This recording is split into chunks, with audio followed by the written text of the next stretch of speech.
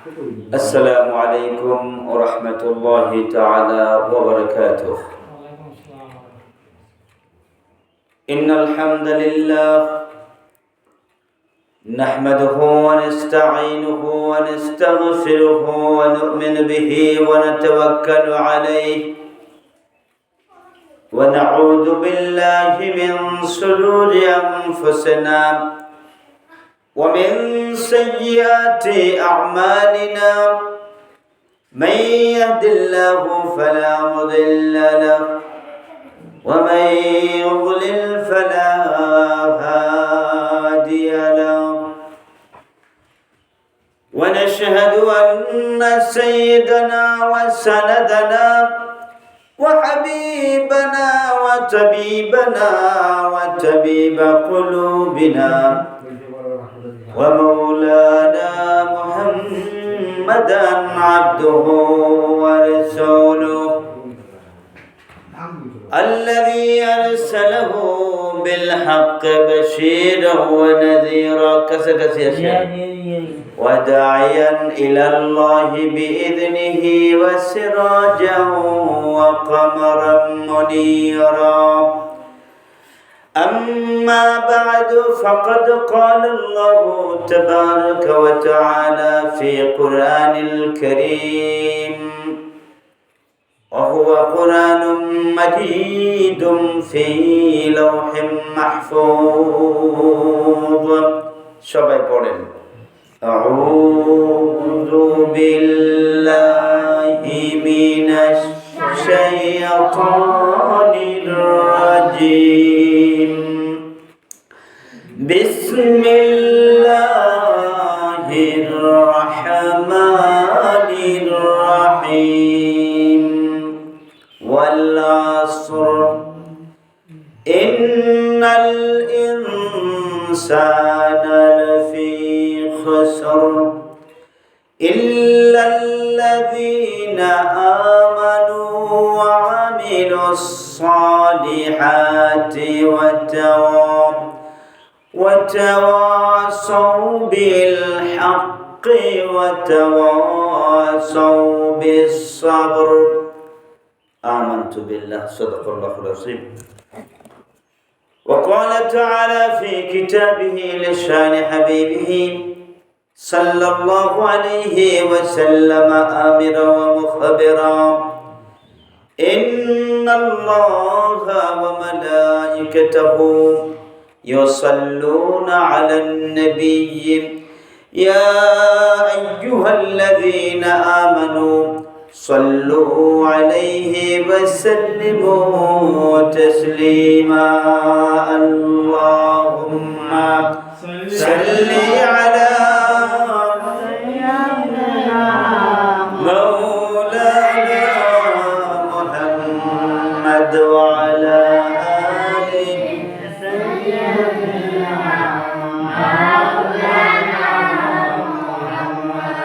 প্রাণ ভরে হৃদয় উজাড় করে দিয়ে দরুদ পড়েন আল্লাহুম্মা সাল্লি আলা সাইয়্যিদিনা মাওলানা মুহাম্মদ ওয়া আলা আলি সাইয়্যিদিনা হাবিবানা মুহাম্মদ বালাগাল উলা বিকামালি كشف الدجى بجماله حسنت جميع خصاله صلوا عليه.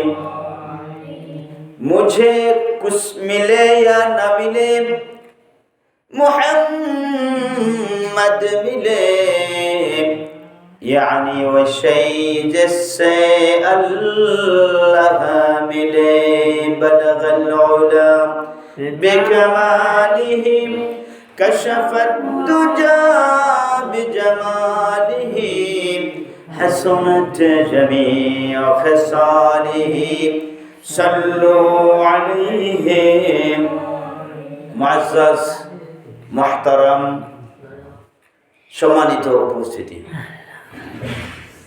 পর্দার আড়ালের মা ও বোনেরা, মহান রব্বে করিম আল্লাহ সুবহানাহু ওয়া তাআলার দরবারে অত্যন্ত বিনয়ের সাথে আমরা শুকরিয়া জ্ঞাপন করছি, কৃতজ্ঞতা আদায় করছি যে মহান রব্বে করিম বিশাল এই পৃথিবী, ভূমণ্ডল, নবমণ্ডল, আকাশমণ্ডল, সৌররাজি যা কিছু রয়েছে সবার মধ্যে শ্রেষ্ঠত্বের অধিকারী আমাদেরকে বানিয়ে সৃষ্টি করে তিনি বললেন, ওয়ালাকাদ কাররামনা বনি আদম, আমি অবশ্যই আদম সন্তানকে সম্মানিত করেছি। সুবহানাল্লাহ। দুইজনের দিকে আসো, দুষ্টুমি করা চলবে না, বসে এখানে। বললেন ওয়ালাকাদ কাররামনা বনি আদম, আমি আদম সন্তানদেরকে সম্মানিত করেছি। যিনি সৃষ্টি করেছেন তিনি তার সৃষ্টিকে সম্মানিত ঘোষণা করে এটা প্রমাণ করলেন যে আমার চেয়ে বেশি ভালো কেউ জানে না কে সম্মানিত কে অসম্মানিত, অপমানিত। এর চেয়ে আমার চেয়ে অন্য কেউ জানে না। যেহেতু আমি সৃষ্টি করেছি তাই আমি জানি যে কুল কায়নাতের মধ্যে যত সৃষ্টি আছে এই সৃষ্টির মধ্যে ওয়ালাকাদ নিশ্চিতভাবে আমি বনি আদমকে সম্মানিত করেছি। সুবহানাল্লাহ। আমরা এই পৃথিবীতে বসবাস করি, আমরা পৃথিবীর সব চিনি না। এই পৃথিবীর মধ্যে অসংখ্য দেশ আছে, অসংখ্য জাতি গোষ্ঠী আছে, অসংখ্য আল্লাহর সৃষ্টি আছে। এই বিশাল পৃথিবীর মধ্য থেকে এই বিন্দুর মতো ছোট্ট একটা বাংলাদেশ, এটা পৃথিবীর একটা অংশ, পৃথিবীর একটা। আপনি যদি ম্যাপ দেখেন, এই ম্যাপের মধ্যে আপনি বাংলাদেশকে খুঁজে পেতে হলে আপনাকে অনেক সময় অনুবীক্ষণ যন্ত্র লাগবে। পৃথিবীর তুলনায় বাংলাদেশটা কত ছোট্ট। এই বিশাল পৃথিবীর মধ্যে আল্লাহ রাব্বুল আলামিন শুধু মানব নয়, মানব, দানব, জিন, ভূত, প্রেত, মাছ, বাঘ, সিংহ, হাতি, অসংখ্য সৃষ্টি করেছেন। আপনারা যারা টিভিতে বিভিন্ন সময় দেখেন আল্লাহর সৃষ্টি, অ্যামাজন জঙ্গলের ভিতরে, আফ্রিকার বিশাল মরুদ্যানে, বিভিন্ন জায়গায় অসংখ্য প্রাণী দেখেন। এই প্রাণীগুলো দেখলে এগুলো দেখা যায় টিভির ভিতরে। কিসের মধ্যে কথা বলেন? টিভির মধ্যে, টেলিভিশন, ওরা রেকর্ড করে এগুলো ছাড়ে। আমরা যখন এইগুলো এই হিংস্র প্রাণীগুলো টিভির মধ্যে দেখি, টিভির সামনে যারা বসে থাকেন তারা বিভিন্ন দৃশ্য থেকে আটকে ওঠেন, ভয় পান না? পান না? হ্যাঁ, একটা বাঘ হালুম করে, একটা সিংহ গর্জন ছেড়ে যখন সামনের দিকে আসে মনে হয় টিভির স্ক্রিন ভেঙে বেরিয়ে আমাকে ধরবে, ভয় লাগে। এগুলো কার সৃষ্টি? কথা বলেন না কেন? কার সৃষ্টি? এখানে হাতি, গন্ডার, অনেক কিছু আছে। আল্লাহ রাব্বুল আলামিন সৃষ্টির মধ্যে সর্ববৃহৎ সৃষ্টি করেছেন উপকূলে নয়, পানির ভিতরে। কিসের মধ্যে? পানির মধ্যে বিভিন্ন আকারের প্রাণী আছে, মাছ আছে। এর মধ্যে সবচেয়ে বড় হচ্ছে নীল তিমি। কি? তিমি মাছ, বিশাল আকারের এক একটা দেবী। এর বাচ্চাদের ওজন হয় 200 মণ। কিসের বাচ্চা? কত ওজন হয়? তো বাচ্চা যদি হয় 200 মণ, তো বুড়া কি আছে? সুবহানাল্লাহ নাই? বাড়িতে মেহমান আসছে, তো বাবা ডাকতেছে, ও রাঙা মিয়া। কি ডাকতেছে? রাঙা মিয়া। রাঙা বুঝেন? লাল লাল। তো বাবা ডাকতেছে, ও রাঙা মিয়া। তো রাঙা মিয়া যখন ঘরে ঢুকছে, ঘর দিনের বেলায় অন্ধকার হয়ে গেছে। এখন মেহমান বলছে এই যদি হয় রাঙামিয়া কালামিয়া কি আছে? রাঙামিয়া ঘরে ঢুকলে যদি ঘর অন্ধকার হয়ে যায় তাহলে কালামি ঢুকলে কি অবস্থা হইতো? সুবহানাল্লাহ। বাচ্চার ওজন যদি হয় 200 মণ তো বুড়ার অবস্থা কি? সুবহানাল্লাহ। আমি গল্প বলা না, বাস্তবতা বোঝাচ্ছি। আল্লাহ বলছেন যে সব সৃষ্টির ভিতরে এগুলো দেখা যায়, মহাকাশে, মহাশূন্যে, আকাশে, জমিনের অসংখ্য পরতে পরতে এরকম হাজারো সৃষ্টি আছে যা তোমরা দেখো না, তাই চেয়েও ভয়ানক। আমি ফেরেশতা বানিয়েছি। ফেরেশতা কি? কথা বলতে হবে। কি বানিয়েছি? আরবিতে বলে মালায়েকা। কি বলে? আল্লাহ রাব্বুল আলামিন বলেন, জানো ফেরেশতা একটা সৃষ্টি আমার, এর কত শক্তি। আমি একজন ফেরেশতাকে ইয়ামানের একটা এলাকায় পাঠিয়েছিলাম। তাকে বললাম এই এলাকা ধ্বংস করতে হবে। আমি পদ্ধতি শিখালাম কি পদ্ধতিতে ধ্বংস করবে। ওই ফেরেশতা বা মালায়েকাকে আমি 600 ডানা দিয়েছি। কয়শো? 600। এই 600 ডানার একটা ডানার সব শেষের একটা পরকে ব্যবহার করা হবে। আমি নির্দেশ করেছি তাকে। একটা পর, পর বুঝেন? মুরগির পর দেখেন নাই? পগার কয় পগার। তো আমি ওই ফেরেশতাকে নির্দেশ করলাম যে ওই এলাকায় যাইবা, তোমার একটা পর ব্যবহার করবা, ওই পরের মাধ্যমে ওই এলাকাটাকে ধরবা, পরে তুলবা, পরের কানায় উঠাবা, এটা আকাশের কাছাকাছি নিয়ে আসবা, ওখান থেকে ভুট করবা, ছেড়ে দিবা। তো এই ফেরেশতা বলেন আমি আল্লাহর নির্দেশ পেয়ে ওই এলাকায় গেলাম। আমার 600 ডানার থেকে একটা ডানার সর্বশেষ একটা পরকে আমি ব্যবহার করলাম। ওই পরের কানায় আমি ওই স্থানটাকে ধরলাম, তুললাম। সুম্মা রাফা'তুহু ইলাস সামাই, আমি ওই এলাকাটাকে আকাশ পর্যন্ত তুলে নিলাম। সুম্মা ইনখালাবতু, এরপরে আমি এটাকে ভুট করলাম। সুম্মা যাররাবতু আলাল আরদ, এরপরে জমিনে ছুঁড়ে মারলাম।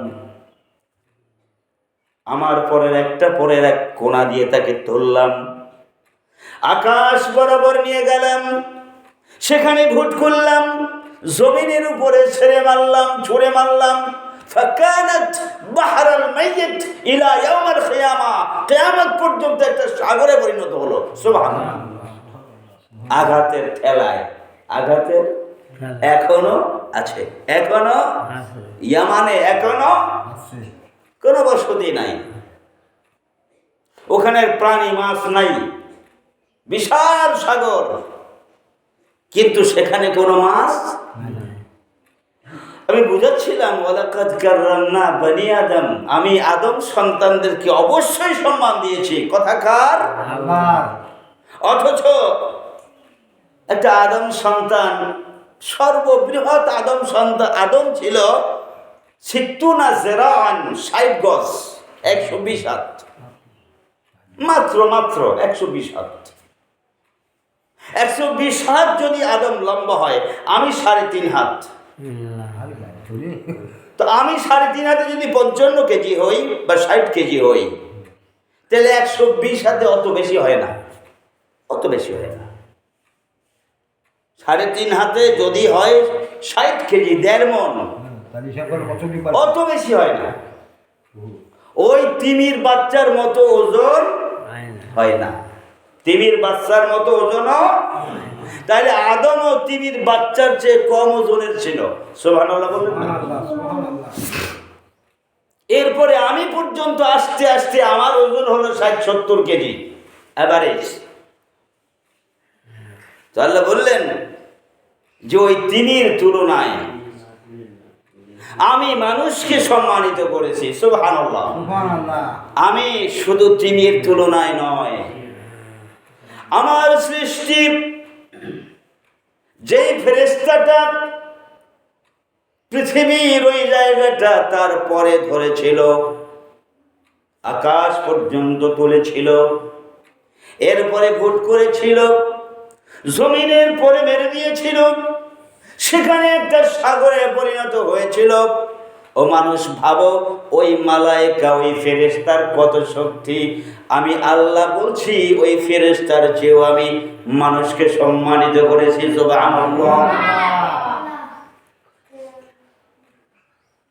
শক্তি দিয়ে যদি আল্লাহ সম্মানের হিসাব করত, ফেরেশতা দেখা যায় না সেটা বাদ, আমরা যা দেখি না সেটা সাইডে রেখে দিলাম।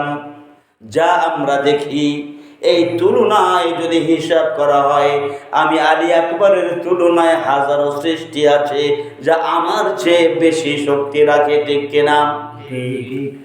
আল্লাহ রাব্বুল আলামিন বলেন, এই সৃষ্টিগুলোর মধ্যে তোমরা যা দেখছো, এই সৃষ্টিগুলোর মধ্যে আমি তোমার মতো 3.5 হাত একটা মানুষকে সবচেয়ে সম্মান দিয়েছি। সুবহানাল্লাহ।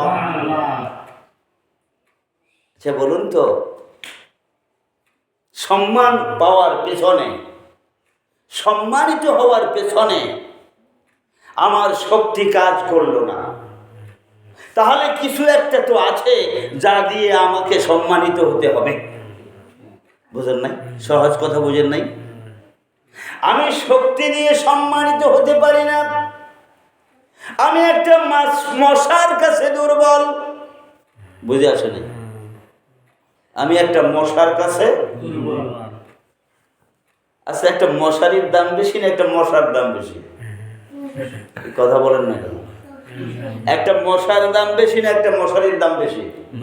একটা মশারির দাম বেশি। একটা মশার দাম কত হতে পারে আপনাদের তুলনা মতে? 2000 টাকা। একটা মশা 2000 টাকা দাম হবে? 1000, 500, 2 টাকা, 58, 10 পয়সা। এই 10 পয়সাও যার মূল্য না, কোনো দাম নাই, এরকম একটা মশাকে ঠেকাতে 2000 টাকা দামের মশারি ব্যবহার করা হয় না? হয় না? তাহলে মশারও দাম কি? মশারও দাম আছে।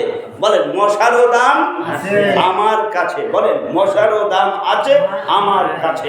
কারণ মশার ওজনে তার দাম নাই, মশার ভনভনাই শব্দতে তার দাম নাই। মশার যে একটা হুল আছে, এই হুলটা যে বিষাক্ত, এটা বিভিন্ন রোগ বহন করে, এর কারণে মশা আমার চেয়ে মনে হচ্ছে দামি, কারণ আমি ওকে ঠেকানোর জন্য 2000 টাকা দামের মশারি ব্যবহার করি। রাত্রে যদি মশারির মধ্যে শোনেন এলাকায় ডেঙ্গু ছড়িয়ে পড়েছে, কি চিকুনগুনিয়া ছড়িয়ে পড়েছে, আপনি জানেন, রাত্রে 3টার সময় মশারির মধ্যে শুনতে পাচ্ছেন ভন ভন শব্দ করছে, বলেন তো মেহমান এসেছে, তাই না? ঘুম থাকবে চোখে? ঘুম থাকবে? কি করবেন? 10 মিনিট লাগলেও এই মশাকে তেড়ে মেরে বের করে এরপরে আপনি ঘুমাবেন। ছোট্ট একটা মশার জন্য আপনার রাত্রের ঘুম। তাহলে বোঝা গেল একটা মশার কাছে মানুষ কি অসহায়। বলেন একটা মশার কাছে মানুষ। আমি বড় সাপ ওই সিংহ টিঙ্গর কথা বলছি না, ছোট্ট একটা মশার কথা বলছি। ছোট্ট একটা মশার কাছে আপনি আব্দুর রহমান দুর্বল, অসহায়। রাত্রের বেলায় যদি মশারির মধ্যে ওই মশা বাবাজানের শব্দ শোনেন, আপনার ঘুম বন্ধ হয়ে যাবে। মশাকে আপনি বের করে না পর্যন্ত, মারা না পর্যন্ত ঘুম আসে না, কারণ আপনি একটা মশার কাছে দুর্বল। অথচ আল্লাহ বলছেন ওয়ালাকাদ কাররামনা বানি আদম। সুবহানাল্লাহ। আপনার মতো আব্দুর রহমান একটা মশার থেকে ভয় পায়, অথচ আল্লাহ বলছেন যেই ব্যক্তি মশার থেকে ভয় পায় ওই আব্দুর রহমানকে আমি অবশ্যই সম্মানিত করেছি। সুবহানাল্লাহ।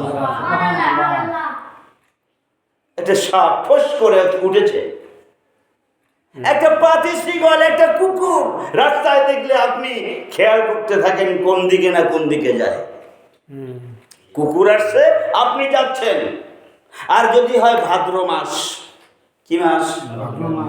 বুঝেন নাই? বুঝেন নাই? যদি হয় ভাদ্র মাস, কার্তিক মাস, রাস্তার সাথে যদি কুকুর মহাজনের সাথে দেখা হয়, তাহলে আপনি সতর্ক বেশি থাকেন না কুকুর? কেন? কুকুরের ওজন বেশি, শক্তি বেশি, আপনার চেয়ে বড়। একটা সামান্য একটা কুকুরের কাছে রাস্তার ভিতরে আপনি দুর্বল। অথচ আল্লাহ বলছেন ওয়ালাকাদ কাররামনা বানি আদম। আমি গোছায় আনতেছি, সামনের দিকে যাচ্ছি। তাহলে মানুষ প্রতিটি বিষয়ে সে সমসাময়িক সৃষ্টির কাছে দুর্বল। মানুষ বাঘের কাছে দুর্বল, মানুষ সিংহের কাছে দুর্বল, মানুষ হিংস্র প্রাণীর কাছে দুর্বল, নিজের পোষা একটা ষাঁড়, একটা বলদের কাছে মালিক দুর্বল। যদি একটা মাইরা দেয়, যদি একটা আপনি দীর্ঘদিন তাকে পোষছেন, নিজে ঘাস খাইতে খাওয়ান, ভুসি খাওয়ান, খের খাওয়ান, এর শিং আছে বড় বড়, আপনি এত আদর করে তারে পালেন, অথচ আপনি খুব সাবধানে তার কাছে যান, কারণ ওটা যদি আপনার, যদিও আপনার পোশাক, কিন্তু আপনি ওর কাছে দুর্বল। অথচ এই দুর্বল প্রাণীটাকে আল্লাহ বললেন ওয়ালাকাদ কাররামনা বানি আদম। সুবহানাল্লাহ। সবার কাছে তুমি দুর্বল, অথচ আল্লাহ বলছেন আমি সম্মানিত করেছি। আসুন এবারে বুঝি আমরা কেন এত দুর্বল হওয়ার কারণেও পরেও যিনি আমাদেরকে বানালেন তিনি কেন বললেন ওয়ালাকাদ কাররামনা বানি আদম। এই যোগ্যতা অর্জন করতে হলে আমাকে কি করতে হবে জানার প্রয়োজন আছে না? না নাই? আমি যে সম্মানিত কেন হলাম, কিভাবে হলাম, কিভাবে আমার সম্মান থাকবে, বজায় রাখতে পারবো, এটা জানার প্রয়োজন আছে না নাই? আল্লাহ পাক কোরআন কারিমার মধ্যে বলছেন আমি সম্মানিত বলেছি বলেই তুমি মনে করো না তোমার সম্মানটা চিরকাল বজায় থাকবে। আমি তোমাকে ঘোষণা করেছি, এর মানে এটা নয় তুমি যে অবস্থার মধ্যেই থাকো না কেন তুমি সম্মানিত থাকবা। সম্মানিত থাকাটা আর না থাকাটা বান্দা এটা তোমার উপরে নির্ভর করে। সুবহানাল্লাহ। আল্লাহ রাব্বুল আলামিন বলেন ওয়াত-তিনি ওয়াজ-যাইতুনি ওয়া-তুরি সিনিনা ওয়া হাযাল বালাদিল আমিন লাকাদ খালাকনাল ইনসানা ফি আহসানি তাকওয়িম। সুবহানাল্লাহ। ওয়াত-তিন ওয়াজ-যাইতুন ওয়া-তুরি সিনিন, ডুমুরের কসম, ডুমুরের কসম, জাইতুন ফলের কসম অথবা জাইতুন পাহাড়ের কসম, ওয়া-তুরি সিনিন, সাইনাই তুরের কসম আমি আল্লাহ করছি, ওয়া হাযাল বালাদিল আমিন, এবং এই নিরাপদ শহরের কসম করে আমি আল্লাহ বলছি। লাকাদ বলেন, আবার বলেন। এখানেও আল্লাহ লাকাদ ব্যবহার করেছেন, আর ওয়ালাকাদ কাররামনা বানি আদম এখানেও লাকাদ ব্যবহার করেছেন। সুবহানাল্লাহ। আসুন না বুঝি দুই লাকাদের মধ্যে পার্থক্য কি। লাকাদ কথার অর্থ হচ্ছে নিশ্চয়ই, লাকাদ কথার অর্থ হচ্ছে অবধারিত, লাকাদ কথার অর্থ হচ্ছে বিনা চিন্তায়, বিনা দ্বিধায়, বিনা প্রশ্নে, বিনা সন্দেহে আমি মানুষকে সম্মানিত করেছি। লাকাদ কাররামনা বানি আদম ছিল, এখানে আল্লাহ বলছেন লাকাদ খালাকনাল ইনসানা ফি আহসানি তাকওয়িম, অবশ্যই অবশ্যই আমি মানুষকে আহসানে তাকওয়িম একটা সুন্দর অবয়ব দিয়ে সৃষ্টি করেছি। সুবহানাল্লাহ। অবয়ব কি বললাম? অবয়ব বলেন, কি বললাম? অবয়ব। অবয়ব মানে সূরত আর সিরাত। বলেন সূরত সিরাত, আবার বলেন সূরত সিরাত। অবয়ব, তাকওয়িম। আমাদের দেশের অনেকে বলতে গেলে এই কথাগুলো এভাবে বলে না। তাকওয়িম কথার অর্থ হচ্ছে শুধু চেহারা নয়, চেহারা কথার অর্থ হচ্ছে সূরা। বলেন সাওয়ারনাকুম, আমি তোমাদের চেহারা কি চেহারা ধার্য করেছি, এটাকে বলা হয় সাওয়ারনাকুম, আমি তোমাদের চেহারা নির্ধারণ করেছি। কিন্তু এখানে আল্লাহ বলছেন তাকওয়িম, এই তাকওয়িম কথার অর্থ অবয়ব। বলেন দুইটা জিনিসের সমন্বয় অবয়ব হয়। একটা হচ্ছে বলেন সূরা, আর একটা হচ্ছে সিরা। মুখস্থ করে ফেলেন, সূরা সিরা। সূরা মানে চেহারা, অবকাঠামো, বডি স্ট্রাকচার, আর সিরা মানে পদ্ধতি, নিয়ম। মানুষ তখন হয় যখন 3.5 হাত বডির আলী আকবরের মতো চেহারা হয়, আর এই চেহারা আলী আকবরের মতো বডিটা যা করণীয় সেটা করে, যা বর্জনীয় সেটা ছেড়ে দেয়। বলেন, যা করণীয় তা করে, যা বর্জনীয় তা ছেড়ে দেয়। এটাকে বলা হয় সিরা। বলেন, একটা হচ্ছে সিরা, সূরা, একটা কি আবার বসেন, একটা হচ্ছে সূরা আর একটা হচ্ছে সিরা। সূরা মানে চেহারা, বডি, ফিগার, আর সিরা হচ্ছে কার্য পদ্ধতি, কর্ম পদ্ধতি, তার আচরণ ব্যবহার। এটাকে আরবিতে বলা হয় সিরা। এই দুইটা মিলে হয় তাকওয়িম। কি এই দুইটা মিলে কি হয়? এরপর আল্লাহ বলছেন, সুম্মা রাদাদনাহু আসফালা সাফিলিন। এই মানুষগুলোকে যখন সূরার সিরার মধ্যে সমন্বয় না করে, সূরা এবং সিরার মধ্যে যখন তার ব্যতিক্রম হয়, এই মানুষগুলো আর মানুষ সম্মানিত থাকে না। ওয়ালাকাদ কাররামনা বানি আদম, এই যে ঘোষণা, এই ঘোষণার মধ্যে থাকে না। সুম্মা রাদাদনাহু আসফালা সাফিলিন, এরপরে এই মানুষগুলো নিচ থেকে নিম্নতর জায়গায় চলে যায়, পশু চেয়েও খারাপ হয়ে যায়। আমি সৃষ্টির সমস্ত সৃষ্টির মধ্যে সবচেয়ে নিকৃষ্ট হয়ে যায়। পরে নাউযুবিল্লাহ। তাহলে বোঝা গেল, সম্মানিত হতে হলে দুইটা জিনিসের মধ্যে সমন্বয় থাকতে হবে। কি থাকতে হবে? কি কি? সূরতের সাথে সিরত। বলেন, সূরতের সাথে সিরতের মিল থাকতে। কুকুরের সূরত আছে না নাই? সিরাত ঠিক আছে, কিছু কিছু সিরাত ঠিক আছে।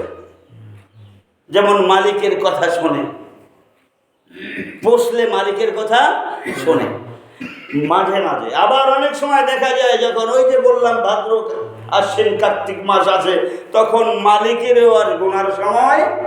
তাহলে সেটা কি ঠিক আছে? কয়দিন ঠিক ছিল?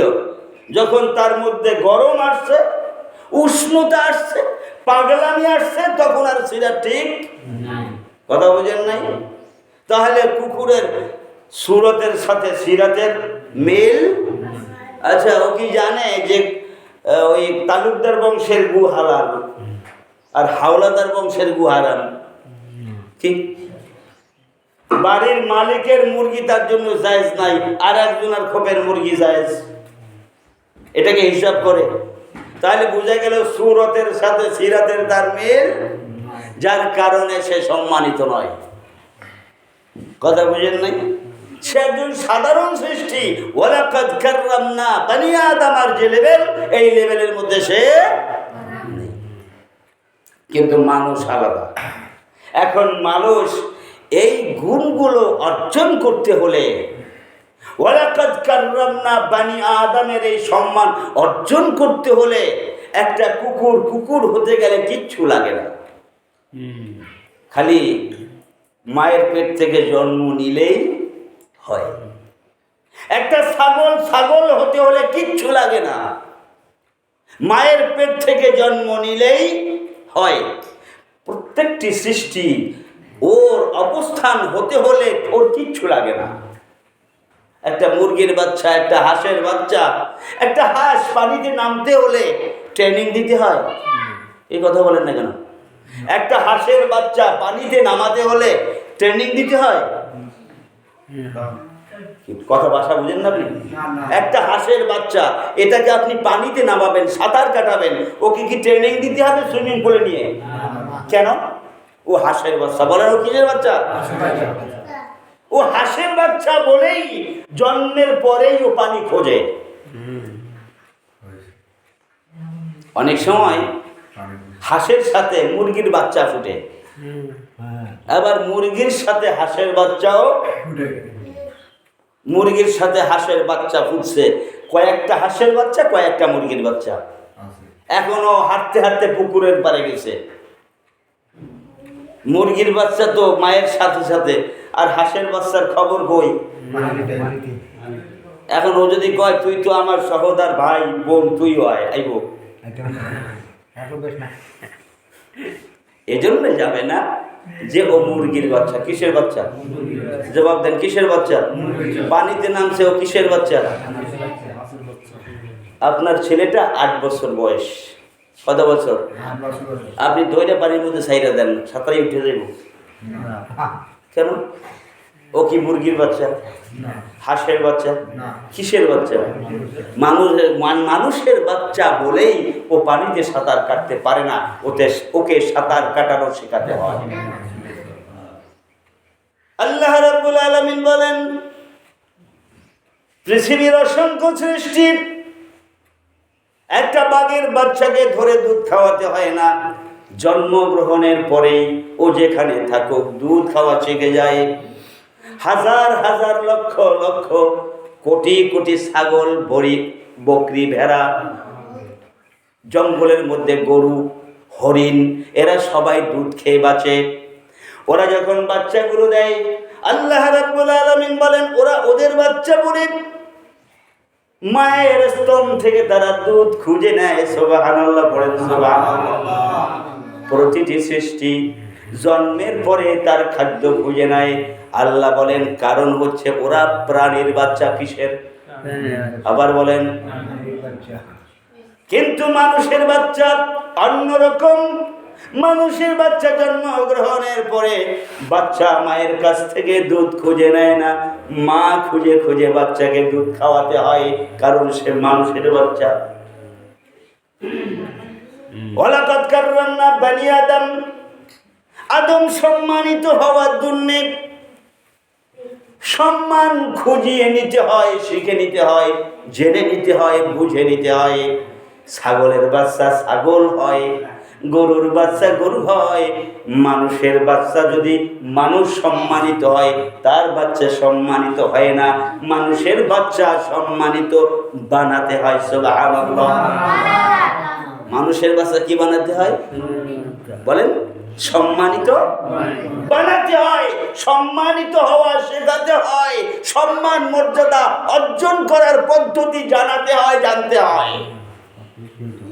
এটা হচ্ছে মানুষের মধ্যে আর একটা সাধারণ সৃষ্টির মধ্যে পার্থক্য।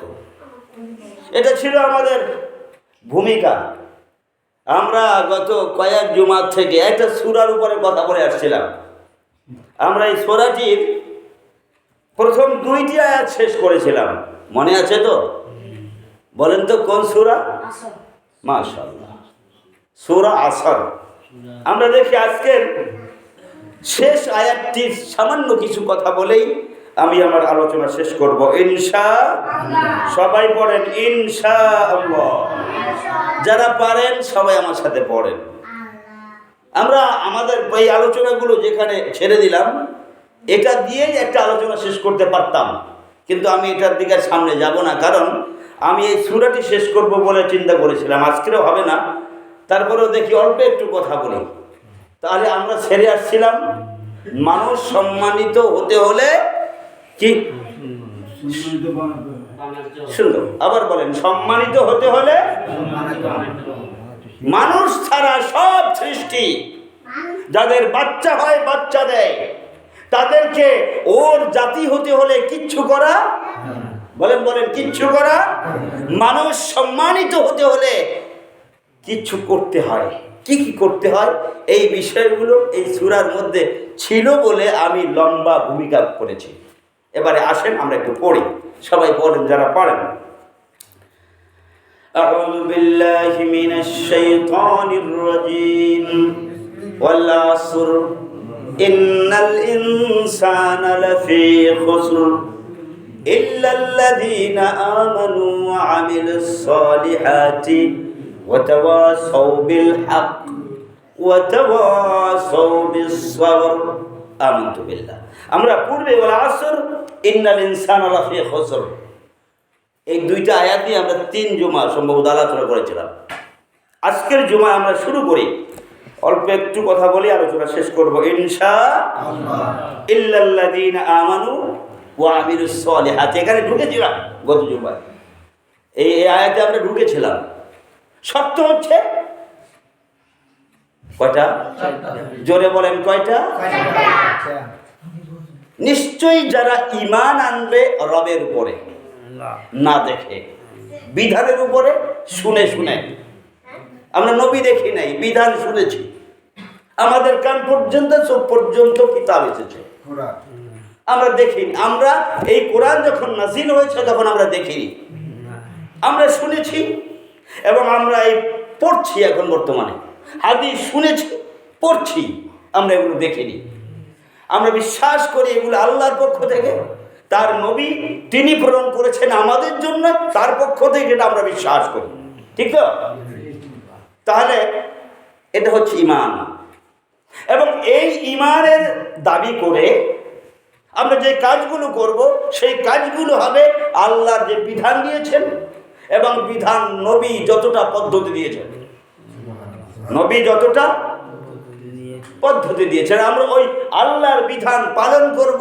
নবী সাল্লাল্লাহু আলাইহি ওয়াসাল্লাম যতদূর শিখিয়েছেন অতদূর। এটা হচ্ছে ঈমান এবং আমালে সালেহ। আমরা গত জুমায় বলেছিলাম যে আমালে সালেহ হতে হলে 2টা মাপকাঠি। কয়টা? জোরে বলেন কয়টা? একটা হচ্ছে আসতে হবে কার পক্ষ থেকে? জোরে বলেন কার পক্ষ থেকে? আর এটা বাস্তবায়ন কে করবেন? নবী মুহাম্মদুর রাসূলুল্লাহ সাল্লাল্লাহু আলাইহি ওয়াসাল্লাম। আর এটার প্রয়োগ করবেন সাহাবায়ে কেরাম। আমরা এটা জানবো আল্লাহ থেকে এসেছে, নবী এটা আমাদেরকে বলেছেন, সাহাবায়ে কেরাম বাস্তবায়ন করেছেন, এবং আমরা সেই হিসাবে করলে হবে আমানু ওয়া আমিলুস সলিহাত। সুবহানাল্লাহ। কথা বুঝেন নাই? ঈমান আনা ছাড়া কোনো ভালো কাজ করলে সেটা ভালো কাজ হবে না। সেটা সমাজের কাছে, মানুষের কাছে, রাষ্ট্রের কাছে, ব্যক্তির কাছে ভালো হতে পারে, কিন্তু আল্লাহর কাছে ভালো মান যাচাইয়ের ঊর্ধ্বে উঠতে হলে এটা পদ্ধতি হবে আল্লাহর দেয়া, রাসূলের বাস্তবায়িত। এগুলো করতে গিয়ে সমাজে, পরিবারে, রাষ্ট্রে, বিশ্বে আপনি অসংখ্য বাধার সম্মুখীন হবেন। যেমন সুদ কি ভালো কাজ না খারাপ কাজ? কথা বলুন। সুদ সুদ ভালো না খারাপ? ঘুষ ভালো না খারাপ? জেনা ভালো না খারাপ? অন্যের হক নষ্ট করা ভালো না খারাপ? আমাদের সমাজে আছে না নাই? বেশি না কম? বাধা দিতে পারেন? বাধা দিলে কি হয়? কথা বলেন না কেন? ভয় পাচ্ছেন কেন? আপনার সমাজে যে কাজগুলো চলে, আমার সমাজে যে কাজগুলো চলে, 100টি, কয়টি? এর মধ্যে কয়টি খারাপ চলে আর কয়টি ভালো চলে? সত্য করে বুকে হাত দিয়ে বলেন। আপনার সমাজে বেপরদা আছে না নাই? অশ্লীলতা আছে না নাই? আপনার ঘরের চ্যাপটা মোবাইলের মধ্যে জেনা চলে না চলে না? আপনার ছেলে দেখে না দেখে না? আপনার মেয়ে দেখে না দেখে না? আপনি দেখেন না দেখেন না? আপনার ওয়াইফ দেখে না দেখে না? আপনার নাবালক একটা নাতি আছে, এরেও কৌতুক না দেখালে সে ভাত খায় না। আপনি বাইরে কোথায় যান? নিজের ঘরে আসেন। সমাজে, পরিবারে, ব্যক্তিতে, আগে ব্যক্তির থেকে শুরু হন। কার থেকে শুরু করবেন? আগে কার থেকে শুরু করবেন? ব্যক্তির থেকে শুরু। আমি আমি বলেন, আমি বলেন, সবাই বলেন আমি। এবার হিসাব করেন, আপনার 5 ওয়াক্ত নামাজ আছে তো? 5 ওয়াক্ত মসজিদে জামাতের সাথে পড়েন তো? না শুধু জুমায় আসেন আর খোদা হাফেজ? এই সংখ্যাই বেশি না কম? কথা বলেন না কেন? আপনি করছেন, আল্লাহর কাছে স্বীকার পান, মাপ হতে পারে। তাহলে আপনার নামাজ ঠিক নাই। আপনার নামাজ ঠিক কত ভাগ হতে পারে? 90% ভাগ নাই। 90% কত ভাগ নাই?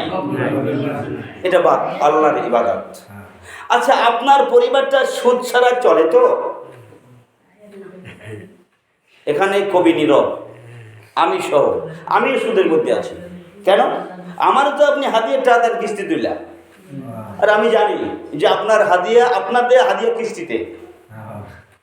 তাহলে আমি সাক্ষী যে আপনি কিস্তিতে আছেন। বলেন আপনি কিস্তিতে আছেন, আমি সাক্ষী। বলেন আমি, ভয় পাচ্ছেন কেন? আমি ইমাম, আমি সাক্ষী যে আপনি কিস্তিতে আছেন, আপনার কিস্তি দিয়ে আমাকে বেতন দিচ্ছেন। 5 জন সমান অপরাধী। কয়জন? যে খায়, যে দেয়, যে লেখে, যে সাক্ষী থাকে, যে চাকরি করে। তাহলে আমি তো সাক্ষী। আমার সমাজের প্রতিটি পরিবার সুদের সাথে আছে এবং সেই সুদের টাকা দিয়ে আমাকে হারিয়ে দেওয়া হচ্ছে, আমি তো সাক্ষী। তাহলে আমিও জড়াই গেছি। এই সমাজের প্রতিটি মানুষ ব্যক্তিগতভাবে 100টি ভালো কাজ যদি থাকে, এই 100টি ভালো কাজের মধ্যে 99টি ভালো কাজ সে ভালো মনে করে, অথচ এই ভালো কাজগুলো ভালো হয় না, কারণ আল্লাহর দেয়া বিধান, রসুলের বাস্তবায়নের পদ্ধতিতে তার জীবন চলে না। সুবহানাল্লাহ। যার কারণে নামাজ পড়ার কারণেও জাহান্নামে যাবে। আশ্চর্য না? আরো সামনে বলবো কি? আরো বলবো? আজকে থাক, এত ডোজ একদিনে হয় না। নামাজ পড়ার কারণেও আপনাকে জাহান্নামে যেতে হবে। কোরআন বলছে, আরাআইতাল্লাযী ইউকাযযিবু বিদ্দীন, আপনি কি দেখেছেন ওই মানুষগুলো যারা দিনকে অস্বীকার করে, কিয়ামতে উঠবে অবিশ্বাস করে, স্বীকার করে না, কুফরি করে? আপনি কি দেখেছেন? আল্লাহ বলছেন, হ্যাঁ নবী, আপনার উম্মতেরা আলী আকবর হুজুরের সামনে কয় দেখি নাই, অথচ সে নিজে কিয়ামতের দিন জাহান্নামের অংশীদার হয়ে বসে আছে, নিজেই জানে না। আরাআইতাল্লাযী ইউকাযযিবু বিদ্দীন ফাযালিকাল্লাযী ইয়াদউল ইয়াতীম, ওই মানুষগুলো যারা এতিমের হক নষ্ট করে, ধাক্কা দিয়ে দূরে সরিয়ে তার সম্পদ ভক্ষণ করে, আমাদের সমাজে নাই। এটা আর আলোচনা ইনশাআল্লাহ আগামী জুমায়। আমরা আজকের আর সামনে এগোতে পারছি না। যা বললাম, যা বলেন, যা শুনলাম, বলেন যা আল্লাহর রাস্তে আমল করার চেষ্টা করব। আল্লাহ পাক আমাদের সকলকে আমল করার তৌফিক দান করেন। আমিন। হাদা মা ইনদি ওয়াল ইলমু ইনদাল্লাহ। সুবহানাকা আল্লাহুম্মা বিহামদিক আশহাদু আল্লা ইলাহা ইল্লা আনতা আস্তাগফিরুকা ওয়া আতুবু ইলাইক। ওয়াসসালামু আলাইকুম ওয়া রাহমাতুল্লাহ।